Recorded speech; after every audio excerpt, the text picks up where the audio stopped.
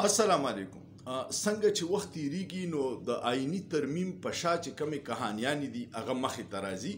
او یو ټرند چلیږي مجبور بلاول. د دې څه کیسه ده دا درته کوم خو دې نه مخکې کو چرې تاسو زما آی ډي نه فالو کړئ دا فالو کې لایک کې کمنټ وکړئ شیر کې ځکه چې حکومت کم فایروال لګولې دي د هغې ناکامېدو دپاره دا ډېر ضروري ده او زما اکاونټونه الریډي په وارنینګ باندې دي. تاسو ته پته ده چې آئینی ترمیم اول حکومت پیپلز پارټۍ او د هغې اتحادیانو ډېر د دې ملک دپاره ضروري ګڼل او ډېر کوششونه یې کول. بیا خلکو ته شک په دې شو چې په نیمه شپه کار کوي نو هغې کې څه تیاري په نیمه شپه ډاکوان راځي دغه د ډاکوانو غونته په آئین او په عدلیې باندې ډاکا اچوله خو چې کله بیا مولانا صاحب انکار وکړو او دا معامله ښکاره شوه نو بیا عجیبه عجیبه کیسې رالې. ډېر خلک وایي چې درې مسودې ډرافټ چې دی هغه چلیدل چاله یو ورکړی چاله بل ورکړی چاله بل او درې واړه د یو بل نه جدا جدا او بیا بلاول د وسیم بادامي په پروګرام کې دا اعتراف وکړو چې د حکومت دا چې دی نو دا کچا ډرافټ دی نو د کچې ډاکوان خو مو اورېدلي خو کچا ډرافټ مو نه اورېدلي خو دا بلاول غلط بیاني کوله او د دې بیا اوس کامران مرتضی د وسیم بادامي په شو کې وی کامران مرتضی د جمعیت علماء اسلام سینیټر دی او وکیل هم دی د بلوچستان نه هغه دا وی چې بلاول مونږ ته د شپې 2 بجې چې په کم سار به دا مونږه مسوده آئین جوړېدو د هغې د شپې 2 بجې په یو توره لفافه کې تور کارونه همیشه په توره لفافه کې راځي یو مسوده زمون مولانا صاحب کور ته راولیږله او چې ما هغه کتله په دې کې بلاول راغی مرتضی وهاب راغی او دغه وفد راغی او هغوی ته ما ووی چې بلاول صاحب تاسو په دې کې د آرټیکل 8 کتلې دی دې باره کې ستاسو څه خیال دا خو د انساني بنیادي حقوقو صریحا خلاف ورزي ده هغې کې دا دي چې ملټري کورټ لیګل شي او د سیول خلکو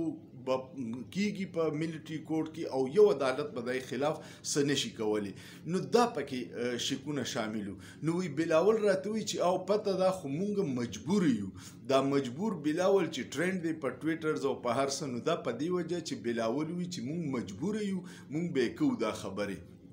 او بیا یې راته وی دا وی بلاول چې زموږ خو څه نشو کولی خو تاسو په کمیټۍ کې مزاحمت وکړئ نو موږ ته به هم لوکوټي لاره کولاو شي. اوس تاسو سوچ وکړئ چې بلاول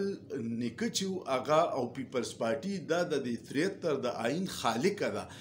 کوچري د دې ملټري کورټ کې د سیول خلکو کیسونه چلیده دومره اهم نو په هغې ورځ به یې پکې کړي که نه او د دوی داوم ده چې مونږ د جمهوریت او د آئین علمبردار یو خو بلاول ځان له سیاست په دې ختم کو چې دومره مجبوره دی چې اوس هغه انکار هم نشي کولی د لږ اقتدار دپاره او د عوامو حقوق ټوټل غیر جمهوري قوتونو ته حواله کوي نو دا ډېره د افسوس خبره ده او دا ځکه پرون راسې ټرند روان دی چې بلاول مجبور چې کامران مرتضی اعتراف وکړو چې بلاول مونږ ته ویلي چې مونږ مجبور یو مونږ به دې کې مرګستیا کوو.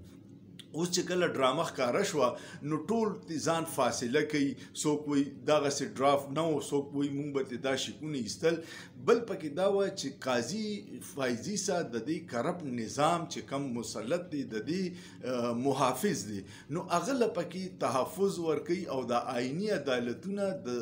نیک نیتۍ سره نه کوي دا په بدنیتۍ کوي. بیا بلاول دا ویلي چې دا په سی او ډي وایي چارټر اف ډیموکراسي د مسلم لیګونو پیپلز پارټۍ په منځ شوی و په 2006 کې نو هغې کې دا وایي مونږ لیکلي چې مونږ به آئیني عدالتونه جوړو نو بلاول صاحب تاسو د دې نه پس خو ستاسو 2 پیري حکومتونه راله هغه وخت کې به مو کړې وه که نه هغې وخت کې خو تاسو انکاریان وې نن درته در یاد شوه خو نن په تاسو پریشر دی د غیر جمهوري قوتونو نه او تاسو مجبور یې د خپل اقتدار د لاسو نو په دې وجه د عوامو هر قسمه حقوق ختموي خو صرف خپل اقتدار بچاوي. دا ډېر اهم پوینټ و چې بلاول مجبور ولې ټرند دی نو دا وجه ده چې هغه په خپل اعتراف کړی چې دا په مونږ باندې په زبردستۍ کوي او مونږ مجبور یو.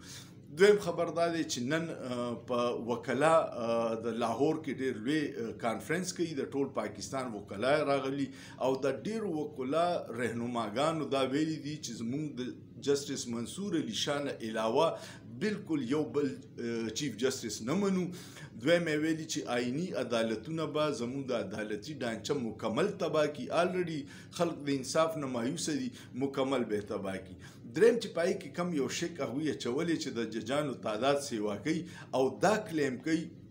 چې په سپریم کورټ کې 61,000 کیسونه پراته دي، خو دا ورسره نه وي چې په لوور جوډیشري کې 26 لاک کیسونه دي. نو هغې له لاندې ججان سیوا کوي چې دا 26 لاک کیسونه حل شي چې های کورټ او سپریم کورټ ته نه راځي. نو دا د دوی په ټولو خبرو کې تضاد دی. دا صرف د عوامو د فایدې یا د ملک د فایدې دپاره آئین کې تبدیلي نه کوي، دا د خپل ذات دپاره دوی تبدیلیانې کوي چې د دوی دا 2-3 کاله اقتدار بحال وشي او ټول سیاسي مخالفین ختم کی، خدا به ملک ته ډېر لوی نقصان وکړي. بل یو خبر دا دی چې په 21 تاریخ تحریک انصاف والا د جلسې اعلان کړی دی او لاهور کې ډېر اوسه پورې لا NOC نه د جاري کړی او پکړ دکړ شروع شوی د هغوی د رهنماګانو باندې پولیس چاپی وي او هغوی ګرفتارۍ کوشش کوي. دا کوششونه روان دي. نو ته چې کله چاته جایز پرامن سیاسي عمل نه رکاوي نو بیا هغه طرف تشدد ته ځي، تصادم ته ځي. پرېږده یو جلسه ده په لاهور کې چا وکړه نو کم قیامت به راشي، خلک به راشي چغې چوغارې به ووایي، بیا به کورونو ته ځي. خو دوی یریږي ځکه چې دوی کارکردګي دومره تباهي ده چې خلک مهنګای نه تنګ دي، بیلونو نه تنګ دي، بېروزګارۍ نه تنګ دي. نو دوی وایي چې دا په ګڼ شمېر راغی دا به زموږ د حکومت خلاف ریفرنډم وي. دغه وجه ده چې دوی په هر طاقت په هر طریقه په طاقت په قانوني دا جلسه رکاولو کوشش کوي، خو د دې کې به نقصان ملک ته او ریاست دی. نو سیاسي عمل په جمهوریت کې ډېر ضروری دی او بیا ټول جمهوریت دعوی کوونکي پارټي کو مسلم لیگ نون د ډیکټیټر په غېږ کې جوړه شوې ده، نو پیپلز پارټي خو دې داسې نه کوي که نه، هغوی د دې مخالفت وکړي چې هر سړي سره په دې ملک کې د جلسې جلوس پرامن اجازت دی. امید لرم چې تاسو به په دې 2-3 پوینټس پوه شوي وي او کوم ویډیو خوښه شوه کمنټ وکړئ، لایک وکړئ، شیر وکړئ او سوچ به وکړئ. په سوچ کې څه ګناه نشته.